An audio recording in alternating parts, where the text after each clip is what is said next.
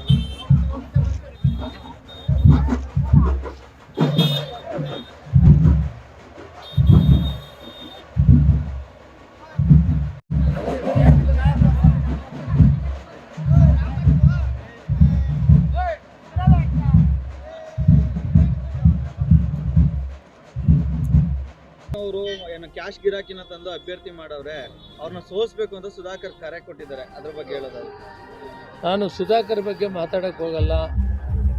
ಅವ್ರದ್ದು ಸೇವೆ ಇದೆ. ರಕ್ಷಾರಾಮಯ್ಯನವ್ರದ್ದು ಕುಟುಂಬ ಇದೆಯಲ್ಲ, ಅವ್ರ ತಾತನವ್ರ ಕಾಲದಿಂದ ಸಮಾಜ ಸೇವೆಯಲ್ಲಿ ಬಹುತೇಕ ಒಂದು ವಿದ್ಯಾಸಂಸ್ಥೆಯನ್ನು ಕಟ್ಟಿ ಹಾಸ್ಪಿಟ್ಲ್ ಮಾಡಿ ಅತಿ ಹೆಚ್ಚು ಸರ್ವಿಸ್ ಮಾಡಿದ್ದಾರೆ. ಅವರಿಗೆ ಆಸ್ತ್ರ ಹೇಳೋದು ಸರಿ ಇಲ್ಲ. ಅವ್ರ ಸೇವೆ ಇದೆ, ದೇವರಿಗೆ ಅವ್ರ ಆಶೀರ್ವಾದ ಇದೆ. ರಕ್ಷಾರಾಮಯ್ಯನವ್ರಿಗೆ ನಾವೆಲ್ಲ ಆಶೀರ್ವಾದ ಮಾಡಬೇಕಂತ ಈ ಭಾಗದ ಜನರನ್ನು ಮನವಿ ಮಾಡ್ತೀವಿ. 20ನೇ ತಾರೀಕು ಮೋದಿ ಅವರು ದೇವನಹಳ್ಳಿ ಬರ್ತಿದ್ದಾರೆ. ಅದರ ಪ್ರಭಾವ ಯಾವ ರೀತಿ ಇರ್ಬೋದು? ಇಲ್ಲಿ ಏನನ್ನ ಮತ ಬದಲಾವಣೆ ಆಗಲ್ಲ. ನಾವು 5 ಗ್ಯಾರಂಟಿ ಕೊಟ್ಟಿದ್ದೀವಿ. ಬಡವರಿಗೆ, ರೈತರಿಗೆ, ಎಲ್ಲ ವರ್ಗದ ಜನರಿಗೂ ಕೂಡ ಸಹಾಯ ಮಾಡಿದ್ದೀವಿ. ಆಶಾಭಾವನೆಯಿಂದ ಇದ್ದೀವಿ. ನಾವು ಕೆಲಸ ಮಾಡಿದ್ದೀವಿ. ನಮ್ಗೆ ಆಶೀರ್ವಾದ ಮಾಡಲೇ ಮಾಡ್ತಾರೆ ಜನ. ನ್ಯೂಸ್ ಫಸ್ಟ್, ನಿರ್ಭೀತಿಯಿಂದ ನಿಮ್ಮ ಪರವಾಗಿ.